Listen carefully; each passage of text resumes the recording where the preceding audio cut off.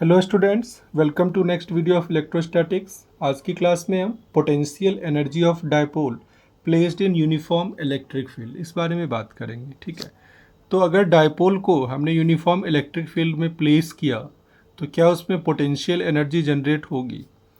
तो आंसर क्या है कि हो भी सकती है, नहीं भी हो सकती है। ये डिपेंड करता है कि हमने उस डायपोल को किस ओरिएंटेशन में रखा है। अगर सपोज हमने डायपोल को अलोंग द इलेक्ट्रिक फील्ड रखा है, मतलब ये जो एंगल थीटा आप देख पा रहे हैं, अगर ये एंगल 0 डिग्री है तो कैसी कंडीशन थी? हमने लास्ट क्लास में देखा था, स्टेबल इक्विलिब्रियम। अगर ये एंगल 180 डिग्री है तो कैसी कंडीशन थी? Unstable equilibrium.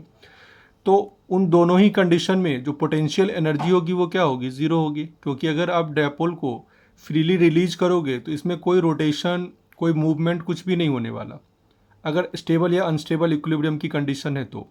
ठीक है, तो पोटेंशियल एनर्जी कब जनरेट होगी? जब आप इसे किसी एंगल थीटा पे ले जाके, अब थीटा पे ले जाने के लिए आपको फोर्स लगाना पड़ेगा क्योंकि आप इलेक्ट्रिक फील्ड के अगेंस्ट वर्क करोगे। तो जो आप फोर्स लगाओगे या फिर जो आप इलेक्ट्रिक फील्ड के अगेंस्ट वर्क करोगे, यही क्या होगा? इसमें पोटेंशियल एनर्जी के फॉर्म में स्टोर हो जाएगा। क्योंकि हमने पढ़ा हुआ है कि जब भी हम कंजर्वेटिव फोर्स के अगेंस्ट वर्क करते हैं, ठीक है, कोई भी कंजर्वेटिव फोर्स, यहाँ इलेक्ट्रोस्टैटिक फोर्स है तो वो एक कंजर्वेटिव फोर्स है, तो जब भी हम कंजर्वेटिव फोर्स के अगेंस्ट वर्क करते हैं तो वो सिस्टम में एज ए पोटेंशियल एनर्जी क्या होता है? स्टोर हो जाता है। क्लियरली आ रही है बात समझ में? ठीक है, तो जब भी इस थीटा एंगल की कुछ वैल्यू होगी तो इस सिस्टम में एक पोटेंशियल एनर्जी स्टोर होगा, और जैसे हम इस डायपोल को रिलीज करेंगे तो ये फिर से या तो स्टेबल इक्विलिब्रियम या अनस्टेबल इक्विलिब्रियम, तो मोस्टली डायपोल खुद से स्टेबल इक्विलिब्रियम में ही आएगा। ठीक है, तो क्योंकि पोटेंशियल एनर्जी थी तभी ये डायपोल क्या हुआ? स्टेबल इक्विलिब्रियम में आ गया।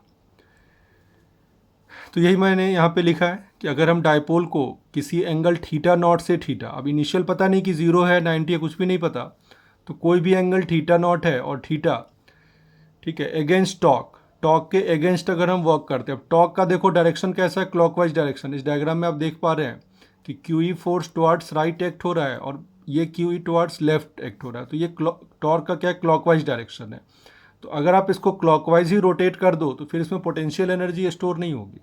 अगर मैं इसको थोड़े से एंगल से क्लॉकवाइज रोटेट कर दूं तो इसमें पोटेंशियल एनर्जी स्टोर नहीं होगी। क्लियर है? कब स्टोर होगी? जब मैं इसको थोड़ा एंटी क्लॉकवाइज, इसका मतलब अगेंस्ट टॉक। आपको क्या करना है? इसको टॉक के अगेंस्ट एक्सटर्नल फोर्स लगा के रोटेट करना है, तो इसके अंदर पोटेंशियल एनर्जी भी स्टोर हो जाएगी। ठीक है, तो work done by external force is stored as energy. तो ये बात बहुत अच्छी तरह से आपको समझ में आ गई। ठीक है, अब पोटेंशियल एनर्जी वाले वीडियो से हमें पता है कि अगर हम पॉइंट ए से पॉइंट बी तक जाते हैं तो work done from point A to point B क्या होता है? Potential energy of B minus potential energy of A. मतलब ये उल्टा चलता है कुछ, work done from A to B equal to U B minus U A. तो पोटेंशियल एनर्जी की वीडियो में हमने इसे काफ़ी डिटेल में देखा था। अगर आपको कुछ कन्फ्यूज़न है तो आप उस वीडियो को एक बार फिर से देखें। ठीक है, तो यहाँ पे देखो, इनिशियली जो हमने एंगल लिया वो थीटा नॉट था और थीटा तक लेकर गए थे। ठीक है, तो थीटा फाइनल स्टेज है, तो फाइनल स्टेज का पोटेंशियल माइनस इनिशियल स्टेज का पोटेंशियल, ये क्या रहेगा? Work done from initial stage to final stage. बताओ, इसी बारे में बात कर रहे हैं ना? ठीक है, तो u theta minus u theta not, work done from theta not to theta.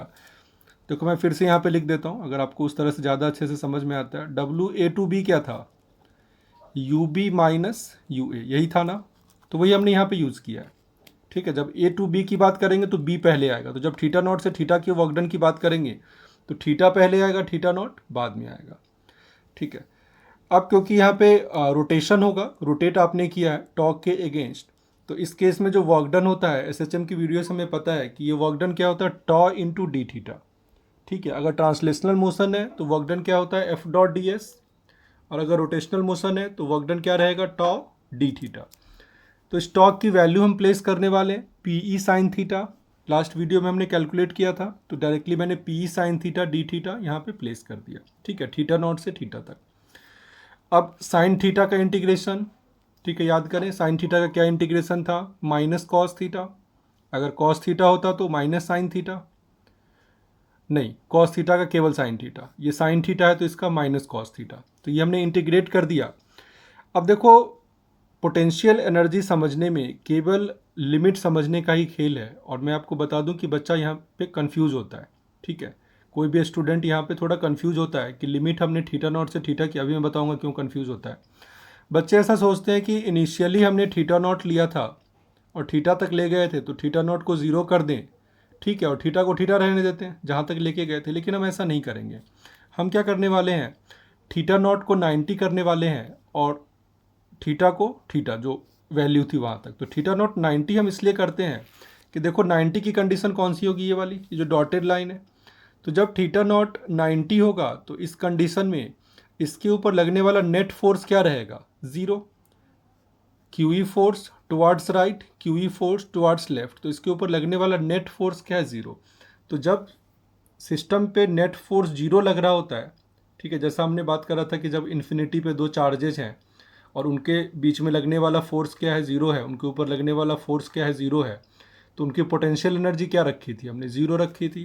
तो इसीलिए मैंने थीटा नॉट को 90 करके पोटेंशियल एनर्जी को क्या कर दिया, ज़ीरो। मतलब जब थीटा नॉट 90 है तो उसमें पोटेंशियल एनर्जी क्या रहेगी, ज़ीरो रहेगी, क्योंकि जो नेट फोर्स लग रहा है वो क्या है हमारा, ज़ीरो। क्लियर है। तो u theta minus u theta not लेके हम चल रहे थे स्टार्टिंग से, तो यू थीटा नॉट क्या हो गया, ज़ीरो हो गया। यहाँ पे लिमिट हमने theta not equal to 90 to theta equal to zero, और रीज़न आपको अच्छी तरह समझ में आ गया होगा। तो cos theta minus cos 90, upper limit minus lower limit, negative जो साइन था वो हमने बाहर ले लिया था। तो ये देखो कॉस 90 तो ज़ीरो होता है, ये क्या आ गया, minus P E cos theta. तो बिल्कुल ध्यान रखना है जब आप टॉक निकाल रहे होंगे, ठीक है, तो वो पी ई साइन थीटा होगा प्लस साइन के साथ पी क्रॉस ई होगा, क्रॉस प्रोडक्ट है, ठीक है। और यहाँ पे क्या है, ये minus P E cos theta, तो ये माइनस साइन के साथ है पी डॉट ई, ये क्या है हमारा डॉट प्रोडक्ट है। तो जो पोटेंशियल एनर्जी स्टोर हो रही है इस सिस्टम में, ठीक है, हम कभी भी डायपोल की बात नहीं करेंगे या इलेक्ट्रिक फील्ड की बात नहीं करेंगे। पोटेंशियल एनर्जी ऑलवेज सिस्टम में स्टोर होती है। तो जो पोटेंशियल एनर्जी सिस्टम में स्टोर हो रही है वो डॉट प्रोडक्ट है, और होनी भी चाहिए, क्योंकि एनर्जी क्या है, स्केलर क्वांटिटी है, तो स्केलर तो क्रॉस प्रोडक्ट हो ही नहीं सकता ना। टॉर्क एक वेक्टर क्वांटिटी थी, इसीलिए पी और ई का क्या था, वेक्टर प्रोडक्ट था। पी भी एक वेक्टर है, ई भी एक वेक्टर है, ठीक है, यहाँ भी दोनों वेक्टर ही हैं, लेकिन इनके बीच का डॉट प्रोडक्ट है, और डॉट प्रोडक्ट के बाद जो रिजल्ट मिलता है वो हमारा क्या होता है, स्केलर होता है। तो potential energy of dipole in a uniform electric field is given by minus P dot E. अब यहाँ पे डिफरेंट केसेज हो सकते हैं। थीटा की वैल्यू 90 हो सकती है, थीटा की वैल्यू 0 हो सकती है जो स्टेबल इक्विलिब्रियम वाली है, थीटा की वैल्यू 180 हो सकती है जो अनस्टेबल इक्विलिब्रियम वाली है। तो वन बाय वन करके हम इन तीनों केसेज को देखते हैं। Case one, when theta equal to 90, तो थीटा 90 पे क्या हो जाएगा, minus p cos 90, potential energy क्या है, ज़ीरो। तो जब ऐसी कंडीशन होगी डायपोल की, ठीक है, इलेक्ट्रिक फील्ड ये है, कोई भी चार्ज ले लो, ये प्लस क्यू माइनस क्यू, तो यहाँ पे पोटेंशियल एनर्जी क्या है आपका, ज़ीरो। ऐसी कंडीशन है पोटेंशियल एनर्जी ज़ीरो है। अगर थीटा ज़ीरो है, थीटा क्या है, ज़ीरो, इसका मतलब डायपोल अलोंग है इलेक्ट्रिक फील्ड के, इलेक्ट्रिक फील्ड का डायरेक्शन था, डायपोल क्या है, अलोंग द इलेक्ट्रिक फील्ड है, और जो पॉजिटिव चार्ज है वो राइट में है, जिससे कि उस पर लगने वाला फोर्स भी टुवार्ड्स राइट है, और जो नेगेटिव चार्ज है वो लेफ्ट में है, जिससे उस पर लगने वाला फोर्स टुवार्ड्स लेफ्ट है।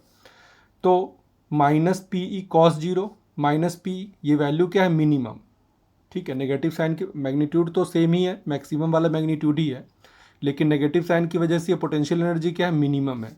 और इस कंडीशन में डायपोल क्या है, स्टेबल इक्विलिब्रियम में है। तो आपको पता है कि जब पोटेंशियल एनर्जी मिनिमम होती है तो कोई भी सिस्टम क्या होता है, स्टेबल होता है। जैसे अगर किसी बॉल को हम ग्राउंड पे रख दें तो पोटेंशियल एनर्जी क्या होगी सिस्टम की, ज़ीरो। तो बॉल क्या है, एक स्टेबल इक्विलिब्रियम में है। क्लियर है। Next theta equal to 180 degree, 180 degree में ठीक इसकी अपोजिट कंडीशन, ठीक है। तो पोटेंशियल एनर्जी का formula minus p cos 180, cos 180 क्या होता है, -1, तो प्लस पी। अब ये पोटेंशियल एनर्जी की मैक्सिमम वैल्यू है, तो मैक्सिमम वैल्यू का केस क्या रहेगा, dipole is in unstable equilibrium. Equilibrium तो है, लेकिन ये किस तरह का इक्विलिब्रियम है, अनस्टेबल है। अगर हम इसको थोड़ा भी ट्विस्ट करें, ठीक है, तो ये डायपोल पूरा 180 डिग्री से रोटेट हो जाएगा। तो ये पोटेंशियल एनर्जी मैक्सिमम है। मतलब आपने डायपोल का जो स्टेबल इक्विलिब्रियम वाला कंडीशन था उसको ठीक रोटेट करके ठीक अपोजिट कर दिया। क्लियर है? तो मैं समझता हूँ कि आज की क्लास में सब कुछ आपको अच्छी तरह से समझ में आया होगा। नेक्स्ट वीडियो में फिर से मिलते हैं, तब तक के लिए थैंक यू सो मच।